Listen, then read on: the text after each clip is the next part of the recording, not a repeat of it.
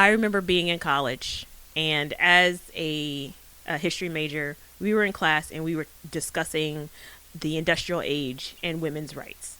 And I remember this one guy in my class, white male, very upset in class because he was like, the way you make it sound like I'm like misogynistic, and I'm this and I'm that, and like everything that has gone wrong in history is my fault. And I looked at him and I said, if you feel that way, then that means you must have something that you've done or said that makes you feel that way. I said, because I'm a black female in a predominantly white school, and with other people's expectations of me, I should be somewhere addicted to crack with several babies from different daddies and lying somewhere with a needle in my arm. That is not who I am. That is not what I'm about. And I was like, and so I don't feel bad because of what someone else's expectations of me should be.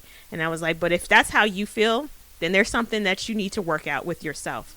Something along those lines. I can't remember. It was so long ago. But still, the idea that he was like, I feel bad. You're making me feel bad for things that have happened in the past. Well, if you had nothing to do with it, then what are you feeling bad about? If you're not doing it in the present, you have no reason to feel bad. And when they say, well, I wasn't around in the past, the argument is not that we're saying you went back in time and participated in all these things. The argument is you're willfully not acknowledging the benefits and the privileges that give access to you, the barriers and hurdles, the obstacles that are presented for everyone else. Because even to today, we were talking about this client I had and like going through the housing system and just how everything in the United States is just set up for failure of certain people. And no matter what resource you use, it's just constant barrier after barrier. Or being homeless and being asked to like provide an email and to go print out documents and to download things. It's like, how are you going to do that? Yeah, if you have no home, if you have no access, because you can be homeless and have a phone, but maybe you don't have data, maybe you don't have the ability to have access, especially with COVID. Having access to the library is not open all the time, may not always be in your area. Some of them are temporarily closed, especially and not just the library, other forms of services are closed, especially in lower income communities, which a lot of times, especially in Chicago, are predominantly black communities. And I was having, you made me think of this conversation I was having with, I'm not going to call them out on here who they exactly are, but in the car as we were driving, they're a white person and I'm a black person. And I was like, they were saying that things have changed and that my expectations were too high. I'm sorry. And so I told them that I was like, or they said that I couldn't pin down exactly what I said I wanted for a list. It's like, if nothing has changed, what is it that I'm wanting? And I said that, okay, first let's talk about language, because the definition of change, to me, there has been no change. There has been progress in certain areas.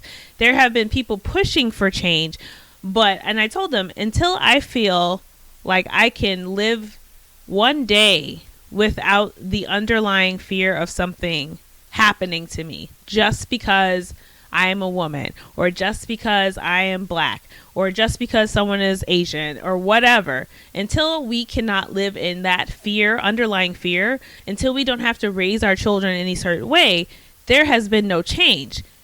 And I was like, I'm not lofty and foolish to believe that it will happen in my lifetime. Unfortunately, the system and the way it is, there will be progress, but I will not see change in my lifetime in the way that I want, what I think is real change. But that concept of like, also how I think white people don't, not even just white people, because if we go to other countries where they're having their own issues of like discrimination and exclusion, when you are taught for so long not to acknowledge, and you're asked to acknowledge even when you're trying, there is still the blinders. And it's like, just accept that there's blinders that you don't understand, and that when a person of color or a person who's marginalized is telling you something, to believe them, to not silence them, to not remove their stories from schools and books.